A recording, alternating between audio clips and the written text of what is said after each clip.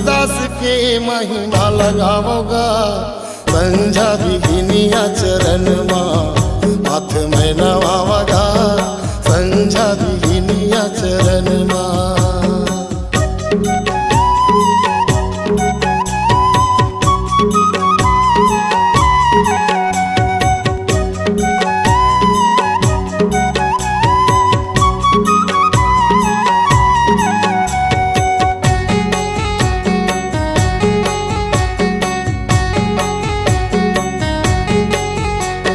चौका मंगल पंथी चूर मिल गावा